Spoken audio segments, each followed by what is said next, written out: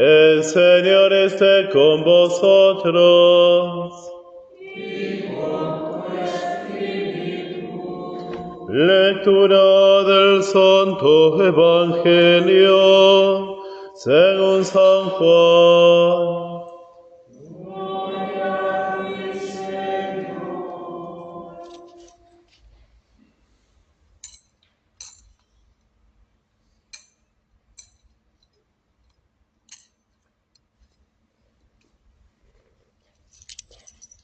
En aquel tiempo Jesús dijo a sus discípulos: Todavía tengo muchas cosas que deciros, pero no las podéis comprender ahora. Cuando venga el Espíritu de la verdad, Él os hará conocer toda la verdad, porque no hablará por sí mismo, sino que dirá lo que ha oído y os anunciará lo que irá sucediendo. Él me glorificará, porque recibirá de lo mío y os lo anunciará. Todo lo que es del Padre es mío, por eso os digo, recibirá de lo mío y os lo anunciará. Palabra del Señor. Gloria a ti, Señor.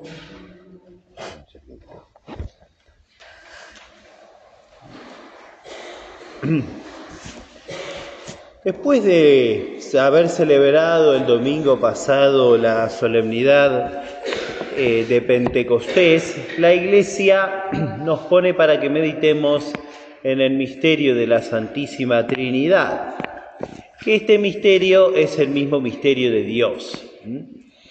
Es un misterio que solamente conocemos por divina revelación, es decir, si Dios no lo hubiese dicho, entonces nosotros no podríamos conocerlo con la sola razón natural. Aunque hay algunas sí,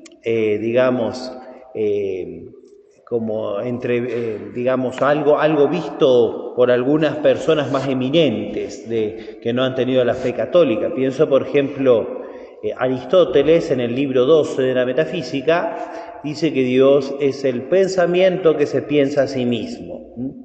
El padre Castellani, comentando esta frase, dice que es el mayor atisbo que existió del misterio de la Santísima Trinidad en el paganismo.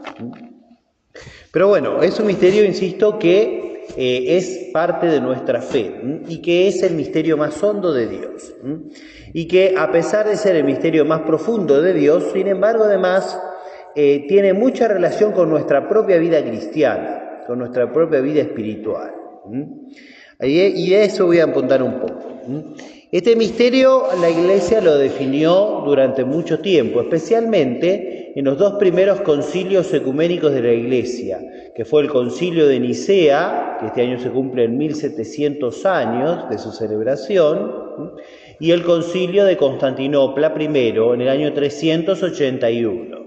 Estos dos concilios especialmente son concilios trinitarios, es decir, definen esta verdad de fe católica y la definen en contra de un montón de herejes, de heresiarcas, de gente que profería cosas contrarias a la fe católica, justamente para que nosotros tengamos la fe ortodoxa, precisa, respecto del misterio de Dios.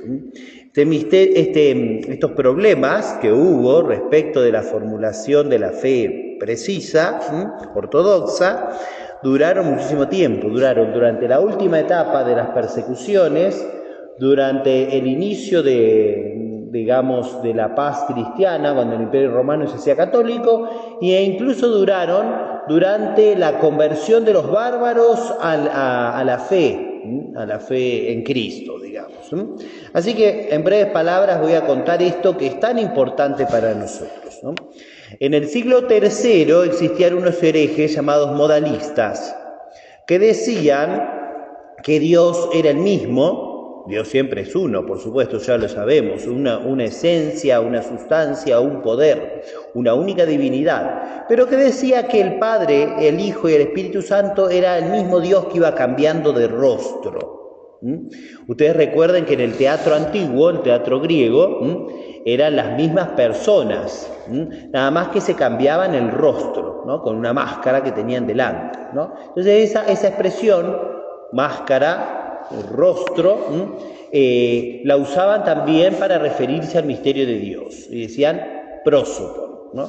Entonces decían que Dios iba cambiando el rostro, y primero se mostraba como Padre, después se mostraba como Hijo, y después se mostraba como Espíritu Santo. Pero sería, en esta herejía, sería una única persona.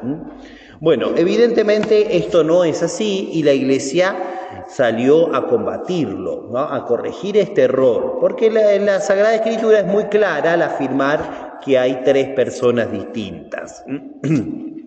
Pero además de esto, después del edicto de Milán, en el año 313, en el cual se dejaron de perseguir a los católicos, ¿no?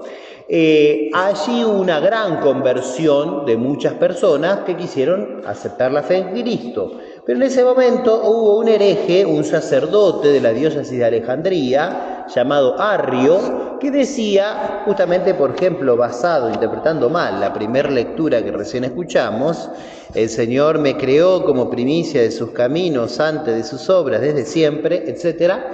Decía que el Verbo era la primer criatura creada y que no era Dios, por lo tanto, ¿no? Entonces el arrianismo negó la divinidad de la segunda persona de la Santísima Trinidad. Este error se expandió rapidísimamente en el siglo IV. San Jerónimo dice: nos acostamos católicos y nos despertamos arrianos. Para darse cuenta que de un día para el otro, directamente la herejía infectó, podemos decir así, todo el cristianismo que recién se estaba expandiendo en el mundo antiguo. Contra eso se hizo aquel concilio de Nicea, que es el credo largo, digamos, que nosotros tenemos en nuestro cancionero, en el cual decimos que el Hijo de Dios es Dios de Dios, luz de luz, Dios verdadero de Dios verdadero, engendrado, no creado, consustancial al Padre. Y esta fue la palabra clave, consustancial. En griego se dice homoousios, quiere decir comparte la misma sustancia, el Padre con el Hijo. Dicho sea de paso, la versión oficial de la misa está mal traducido porque dice de la misma naturaleza que el Padre. Se ve que los que traducen los misales no saben filosofía. El Padre tiene la misma sustancia que el Hijo, ¿no? Bueno, esto fue, a pesar que parecía que el tema estaba resuelto, no lo estuvo, porque ¿qué pasó? Los arrianos lograron llegar al emperador, que se hizo justamente de esta herejía y empezó a perseguir a todos los católicos. Por ejemplo, San Atanasio, ese más conocido de la época, fue desterrado 5 veces, casi 20 años estuvo fuera de su diócesis, simplemente por defender la fe católica. Y no le importó quedar bien con el poder de turno, ¿no? Hasta el mismo Papa consintió con su deposición, el Papa Liberio. Una cosa terrible, pero para que ustedes vean que también muchas veces los papas se equivocan. Bueno, después de eso, ¿qué pasó? Obviamente, después de haber negado la divinidad del Hijo de Dios, iba a haber otros que iban a negar la divinidad del Espíritu Santo. Se lo llamó neumatómacos, ¿no? En el año 381, entonces, se convocó el segundo Concilio Universal de la Iglesia, llamado de Constantinopla I, en el cual se volvió a decir lo mismo que el credo de Nicea, y además de eso se reafirmó la divinidad del Espíritu Santo, que es la última parte del credo que nosotros rezamos, en el cual decimos que el Espíritu Santo procede del Padre y del Hijo, que con el Padre y el Hijo recibe una misma adoración y gloria, y que habló por los profetas. 5 veces distintas, de distintas formas, se dice que el Espíritu Santo es Dios. Por lo tanto, aquí la fe católica quedó sumamente clara. Y que, insisto, esa fórmula que a nosotros nos dicen en el catecismo, que Dios es 3 personas distintas y un solo Dios verdadero, costó muchísimo, costó sangre, costó persecución, costó destierro, ¿no? Pero aún así nosotros afirmamos eso que es aquella fórmula feliz que encontró San Basilio y que hoy le repetimos en el catecismo, ¿no? En griego, mia usía, tres hipostasios, ¿no? Tres personas distintas y un solo Dios verdadero. Pero, como dije también antes, los bárbaros, que eran los pueblos del norte de Europa, se empezaron a convertir a la fe, pero los arrianos habían llegado, a muchas de esas naciones habían llegado antes.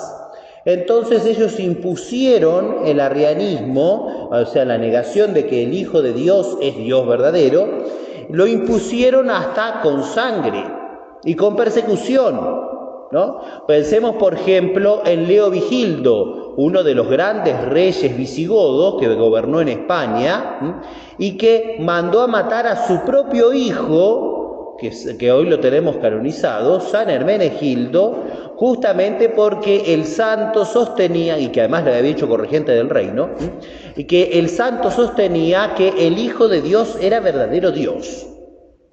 Pero bueno, como Dios escribe derecho en renglones torcidos, y de la sangre de los mártires Dios hace nuevos cristianos, una vez muerto Leovigildo, su otro hijo heredó el trono, que fue Recaredo, y Recaredo abjuró del arrianismo y se hizo católico. Y fue en aquel famoso tercer concilio de Toledo donde España se hizo una nación católica, pero costó la sangre de su hermano. Así es simple, ¿no? Así que por eso tan importante es que nosotros tengamos esta fe, que es la fe de siempre, que es la fe que la Iglesia siempre ha enseñado y que fue defendida hasta con la propia sangre y con la propia vida. Por eso es que nosotros decimos y tenemos esta idea bien precisa de que la Santísima Trinidad son tres personas distintas y un Dios verdadero. Y es por eso que el Dios de los católicos no es el mismo Dios que el de los judíos y de los musulmanes. Porque los judíos no creen que el Hijo de Dios es Dios. Más aún, no creen que Jesús es el Mesías y por eso lo mataron. Y nosotros también no tenemos el mismo Dios que los musulmanes, porque ellos no creen en la Santísima Trinidad. Y para nosotros es algo innegociable, es algo que no vamos a ceder jamás, porque es algo con lo cual, como he dicho recién, los santos y los mártires estuvieron dispuestos a la muerte o al destierro o a la confiscación de los bienes o a lo que sea antes de negarlo. Así que para nosotros, por eso, la Santísima Trinidad es un misterio que no se negocia y que no se cambia bajo como cualquier verdad de fe, digamos, ¿no? Nosotros sostenemos tres personas distintas y un solo Dios verdadero. Y este misterio tiene muchísimo que ver con nuestra propia fe. De hecho, hay un credo antiguo atribuido a San Atanasio que dice: cualquiera que quiere ser salvo, ante todo tiene que creer estas verdades de fe. Y habla del misterio de la Santísima Trinidad. Porque en efecto, si nosotros no creemos en esto, directamente no seríamos ni bautizados. Cuando nosotros nos trajeron a la pila bautismal, el sacerdote derramó agua sobre nuestra cabeza y dijo: yo te bautizo en el nombre del Padre y del Hijo y del Espíritu Santo. De tal manera que si alguien no creyera en la Santísima Trinidad, el bautismo sería inválido. Los testigos de Jehová, por ejemplo, los mormones, no creen en la Santísima Trinidad. Entonces ese bautismo de ellos no sirve. Si una persona es testigo de Jehová y después se quiere hacer católico, yo le tengo que bautizar de nuevo. Porque ese bautismo fue inválido. ¿Por qué? Porque no creen en la Santísima Trinidad. El credo está hecho en base al creo en Dios Padre, creo en Dios Hijo y creo en el Espíritu Santo, es decir, en el misterio de la Santísima Trinidad. Nosotros de hecho tenemos tres virtudes teologales: fe, esperanza y caridad, que son un reflejo de este misterio trinitario. Nosotros tenemos y hacemos profesión de esta fe y la tenemos que vivir, la tiene que vivir todo el hombre y todos los hombres. Recordar esta verdad nos enseña a nosotros que estamos hechos para el cielo, que estamos hechos para la contemplación del misterio de Dios. Así que por eso nosotros no podemos negar que somos hechos para el Padre y el Hijo y el Espíritu Santo. Así que por eso en la misa tradicional de la Iglesia, en la misa en latín, digamos, todos los días se rezaba el prefacio que ahora nosotros vamos a rezar aquí. Tristemente ahora en la misa en español se ha reducido a un solo día en el año. Pero antes, todos los domingos del año, se rezaba ese prefacio que nosotros vamos a escuchar, para recordar justamente que el fin del hombre es la Santísima Trinidad y que nadie puede quitarle algo a Dios. Y por último, este misterio también tiene mucho que ver con nuestra propia vida interior, porque Cristo dice que si alguno lo ama, mi Padre lo amará, vendremos a Él y habitaremos en Él. Es decir, la misma Santísima Trinidad vive en el corazón de los justos. Y que los santos más grandes de este mundo han tenido una relación especialísima y particular con cada una de las personas de la Santísima Trinidad. Pensemos, por ejemplo, quien nos devela a nosotros el misterio es la Santísima Virgen. Porque Nuestra Señora tiene lo que se llama el misterio de afinidad con el Padre. Porque si el Padre podía decir respecto a de Jesucristo, tú eres mi Hijo, yo te he engendrado hoy, como dice el Salmo 2, la Virgen Santísima también podía decirle a Jesucristo, tú eres mi Hijo, ¿no? Y ella lo llevó en su vientre santísimo. En segundo lugar, la Virgen Santísima era la Madre de Dios Hijo, justamente ella le dio la naturaleza humana a la única persona de Cristo.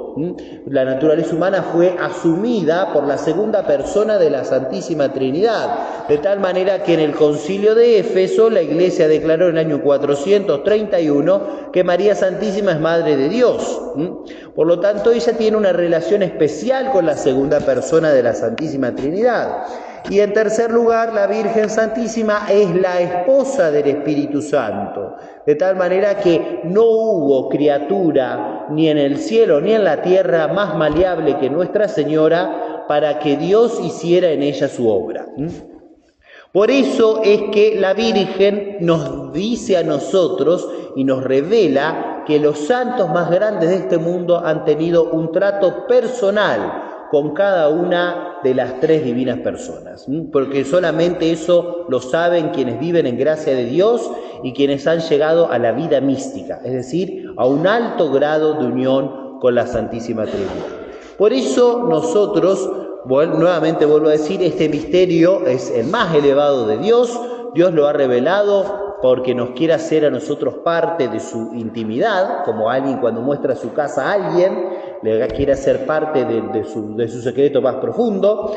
Dios no tenía obligación de hacerlo, y es un misterio que es sumamente elevado, sumamente además relacionado con la identidad de la esencia católica, y que nosotros tenemos que conservarlo y defenderlo siempre. Pidamos entonces a la Virgen Santísima que nos enseñe a nosotros a tener esta relación tan cercana con Dios, esta relación tan cercana con el mismo misterio de Dios, Padre, Hijo y Espíritu Santo, y que nos enseñe a defender siempre esta fe pura, íntegra, ortodoxa, que no puede ser mancillada ni oscurecida para quedar bien con vaya a saber qué religión o con vaya a saber con quién. Porque en definitiva esto es lo propio, ¿no? Lo que nos identifica como católicos, y es para lo cual nosotros tenemos que estar dispuestos a cualquier destierro como San Atanasio, a derramar nuestra sangre como San Hermenegildo, o a cualquier tribulación que Dios quiera que pasemos, para que siempre nosotros, hoy siempre seamos católicos, y también algún día lleguemos a ver el misterio de Dios en la gloria eterna.